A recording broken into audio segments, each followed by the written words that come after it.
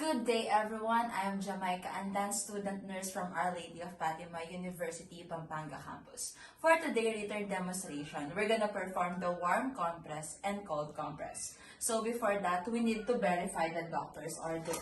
So the doctor's order is to apply 30 minutes warm compress to the patient. So we have to review the chart and assess the patient's skin. So we assess and inspect the patient's skin and the client temperature and pain sensitivity. Ma'am, masakit po ba yung nararamdaman nyo sa wound area nyo?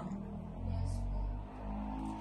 And also, assess the client vital signs. After assessing the client vital sign before the procedure, we have to identify the patient and provide privacy. Ma'am, can you state your name and your birthday? I'm Dones, March 26, 2006.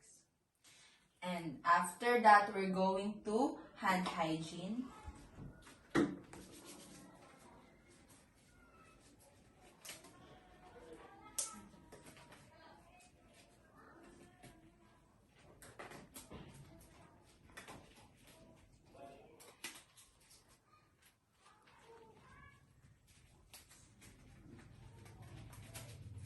After the hand hygiene, we're going to explain the procedure to the patient. Ma'am, ngayon po, mag-a-apply po ako ng warm compress sa infected area nyo. Makakaramdam po kayo ng konting mahapde kasi po mainit siya. And also, you have to sign po sa consent kung approve po sa inyo lahat ng gagawin nating procedure. Ma'am, can you sign this po?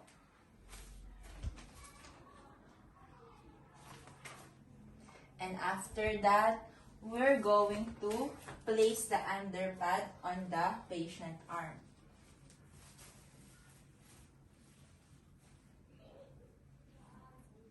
Also, after putting the underpad, we can assess the patient. So we are ready to apply the warm compress to the patient. It's just a warm so the patient can tolerate the pain. The doctor's order is 30 minutes, but we're going to check the warm compress every 5 minutes to check and assess if there's a discoloration. And after that, we're going to remove the warm compress and assess the effectiveness. Ma'am, okay lang po ba kayo sa nararamdaman nyo ngayon? Yes, mas naging comfortable ako. And after that, we're going to remove the underpad. And we need to compare the vital signs. So, before and after the procedure, we're going to take the vital signs of the patient. After checking the vital signs are normal. We have to document it. And lastly, we need to remove our gloves and perform the hand hygiene. After applying the warm compress, we're going to do the cold compress now. So we have to explain the procedure to the patient. Ma'am, mag-a-apply po ako ng cold compress sa infected area nyo. Okay lang po ba? Yes. Medyo makakaramdam po kayo ng hapde kasi po malamig po yung ikakabit natin. But before that, we're going to assess the skin of the patient. So we inspect and there's just one but there's no discoloration. So we have to perform the hand hygiene. Ma'am, can you state your name and your birthday?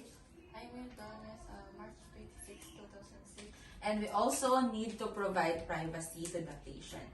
And also, we have to check the wristband if this is the right patient.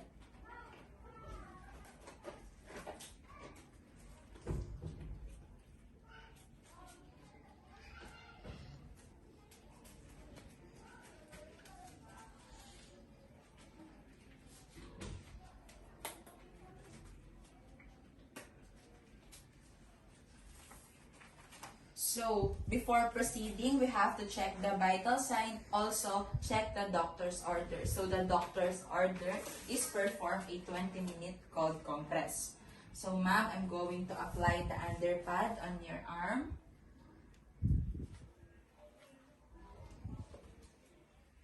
and just prepare the cold compress. I'm going to apply it na po. So, we have to check the condition of the patient, the inspected area, every 5 minutes and stop application if there's a problem. So, after checking every 5 minutes, we're going to stop it after the doctor's order, which is 20 minutes. And after that, we're going to remove our gloves. And we're going to inspect the wound of the patient. And after that, we're going to remove the underpad. Also perform the hand hygiene. And ask the patient, what is the level of comfortness? Ma'am, rate 1 to 10 kung ano pong nararamdaman yung comfortness na yan. Yan, after that, ma'am, burning sensation po ba? Nakaramdam po ba kayo na yung sugat nyo is hindi nyo na matolerate yung sakit while applying the cold compress? Hindi naman.